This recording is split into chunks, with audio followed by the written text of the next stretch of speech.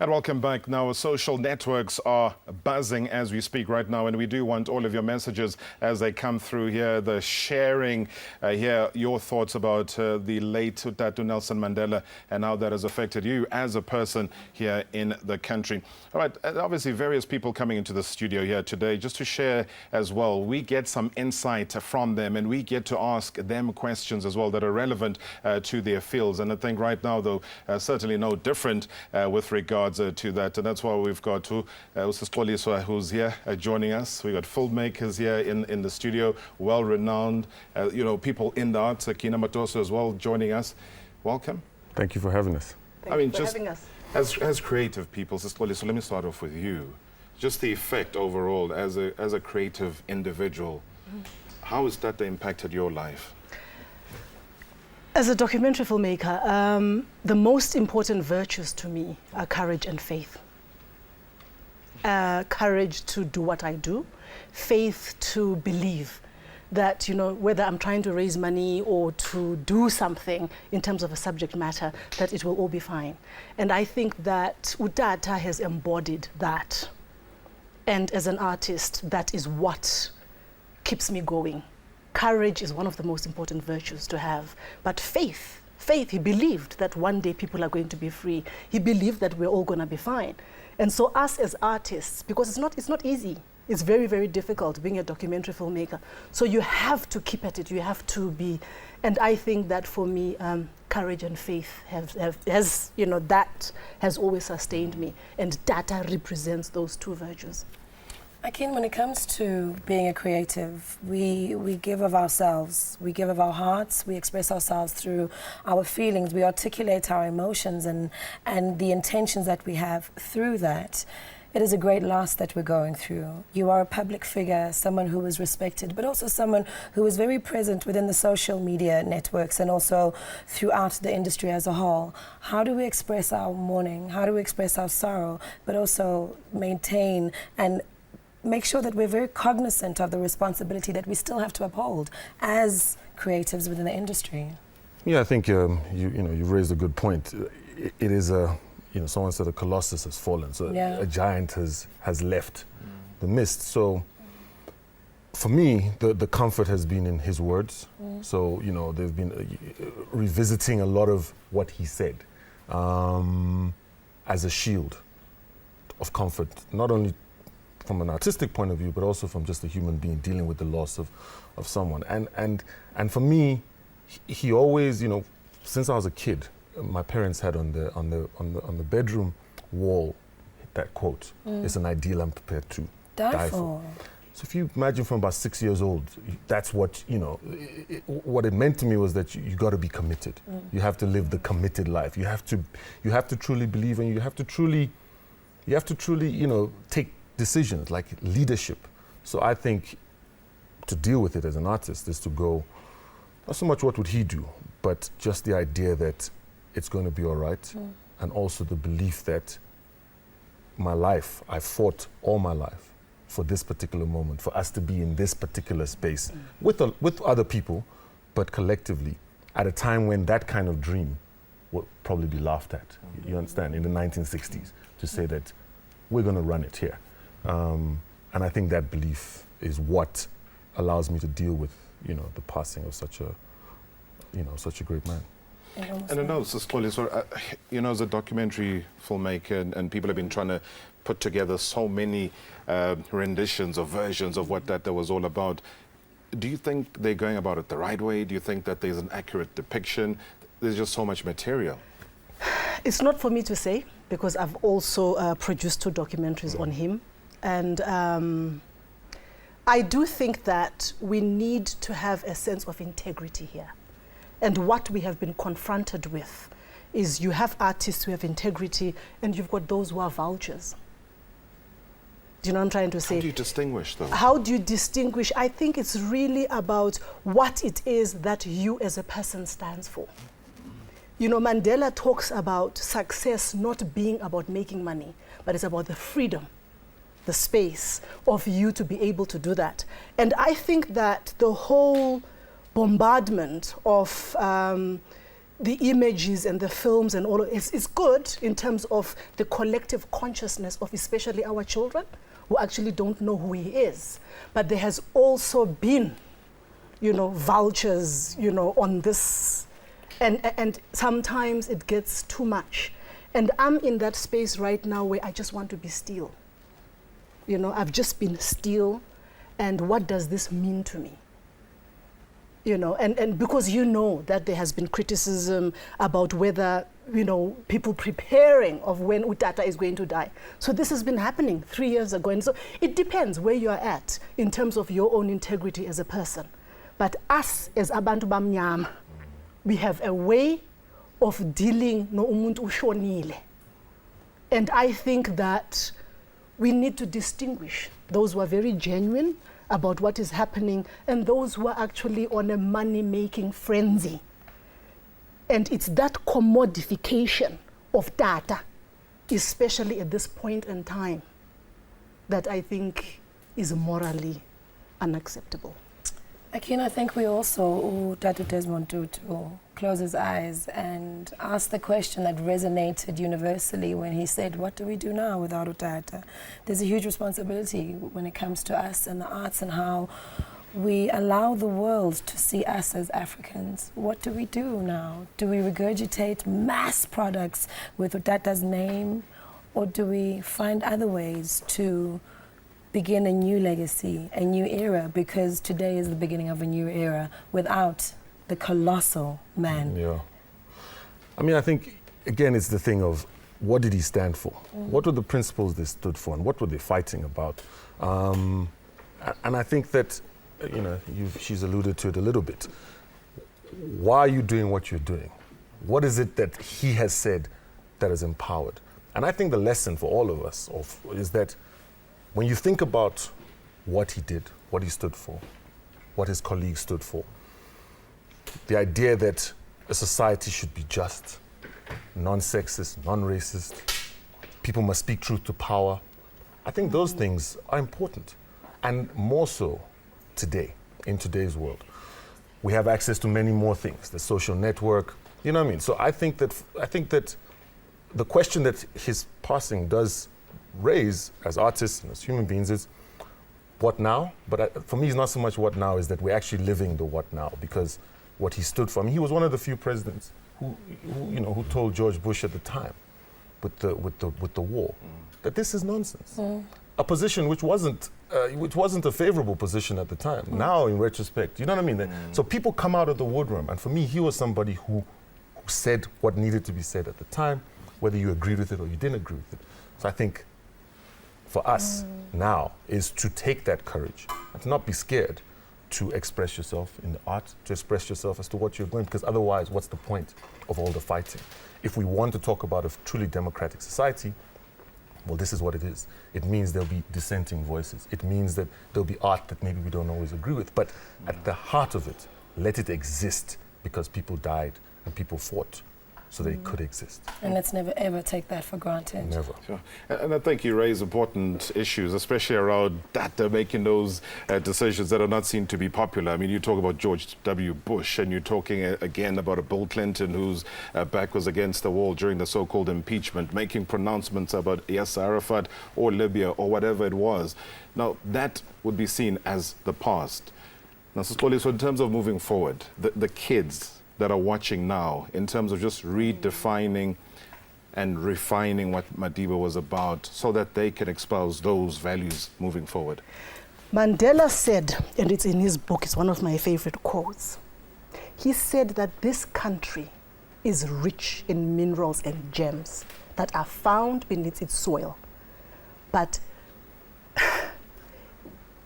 the most beautiful part of this country is its people, finer and truer than the purest diamond. We need to be there for our young people, and our young people need to know that anything and everything is possible, because the groundwork is there, has been done. There were those who came before us, and we are standing on the shoulders of giants. So, but I'm also one of those people who's always telling young people, don't chase after money. money comes. Give a service, money comes. Thank you so much to the both of you for joining us in studio. I think the message is be courageous, walk in truth, and make sure that you're a person of impact and influence as opposed to doing things for the very wrong reasons. Sports is something that Utata has absolutely loved, and we know that we were all there in 1995 celebrating the victory that the entire world said we would never achieve. We're talking the Rugby World Cup in 1995. I know where I was. Where were you? Tweet us and remind us.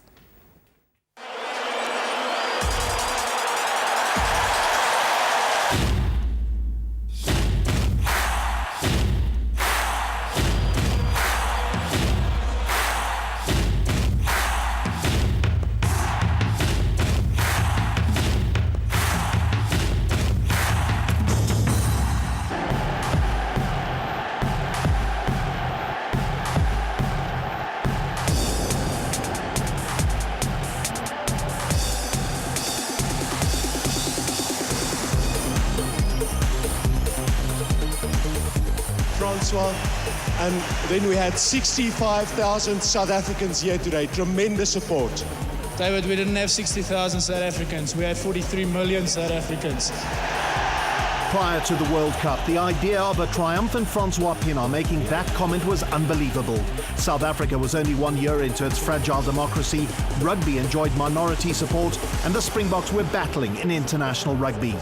This is how South Africa won the World Cup and the hearts of the nation.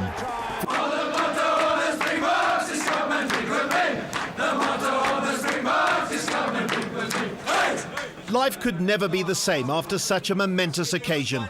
South Africa had changed as Nelson Mandela achieved his aim of nation building. There is no doubt that had it not been for former President Mandela, who grasped that something could be done with rugby. Subsequently, we learned that President Mandela also saw the possibilities, and the great diplomat that he was, he involved the nation and got people to get behind the Springboks. And then the key moment happened with the Sowetan, when the Sowetan came up with the headline, "I'm a Boko Boko." I think arriving in Cape Town, I think, you know, the coloured people down in Cape Town have got a unique way about them. And, you know, now, what a beautiful day, a special day, a sad day. And I think this is why so many people are so confused, Rob, because it's a loss, but also we're relieved because he's no longer in pain. No, for sure. And I think it's also a gain in a lot of ways because people have gained so much. We're gaining a lot here today. We've had such great guests to look at the life and the times of Utata from their various fields as well. And you can see a sense again on social media that people are connecting to that. We watched that clip again about 1995. The Rugby World Cup, what it meant to an entire nation. And he broke rank. Where have you seen a president going to wear a jersey of a sporting team of the country? And guess what? We overcame and we won. He gave us hope when we didn't believe that we would win. He led by example. He led with himself. And I think that's what makes him such an exemplary president as well. He's someone who's loved sport. We've lost a great icon in sport as well. Oh. It's been a tragedy. It's been such a tragedy this week. I mean, particularly difficult week. Nati, you're absolutely right about that for a lot of South Africans, and including yesterday, where we learnt about the passing of one of South Africa's sporting heroes. That's a baby Jake Matlala. He too looked up to Tata. I feel very sad because he has been a person that I had known from when he was still a young boy up to when he got married. He's got two sons and everything, and his wife Mapule. And I think from the boxing world, we'd like to pass our condolences to his family, to his children, to his wife, and to all the people who love boxing, because it's amazing that just in 1 week we lose two boxing icons. It's so shocking and amazing that baby Jake Matlala passed away 24 hours after Babu Akuhlanga Mandela. And I remember one other day, in his fourth defense, baby Jake, he was fighting in Carnival City, and Babu Akuhlanga Mandela was there. And then he fought for that fight. He dedicated it to him. You know, it was a present of Tatu Mandela. But now, within 24 hours, they gone together. You know, it's so sad. All right, Dr. Ngatane there, as well as Dr. Hawk Makepula. And they're just reflecting on baby Jake, because I think there's so much admiration. He won, he gave his belt to Tatu Madiba, very symbolic. I mean, Tatu Madiba being a boxer himself, so you can just see from one to the other. I think no greatest scriptwriter could have written it better. The universe is in alignment, and this is how the universe wanted it to be. I remember one morning we were interviewing Tatu Baby Jake with Glenn, and we asked him, Tata, you being so short, how are you so victorious time after time? And he goes, and you know how he used to speak very quickly. You know what I think, Glenn? What I do, I get there, I whack him in the stomach, I whack him in the stomach, I whack him in the stomach, boom, down, champion! And he was like, his height was actually the advantage, because he was too short for them to actually, you know, get in deep with him. Beautiful pictures coming through, tributes, courtesy of Twitter. You can tweet us, SABC1 Madiba, tributes pouring in for baby Jake. As Sitole Express tweets and says, former President Thabo Mbeki says, hashtag baby Jake was one of the heroes and ambassadors who flew the country's flag high. Hashtag SABC News. Beautiful picture there as well with the dad of the day, where baby Jake gave him the belt, and to say, I did the work, but you deserve the glory. What a great man as well, through example, through his sportsmanship. And I think great lessons are learned on the sports field and through the disciplines of whatever sporting codes that you have chosen as well.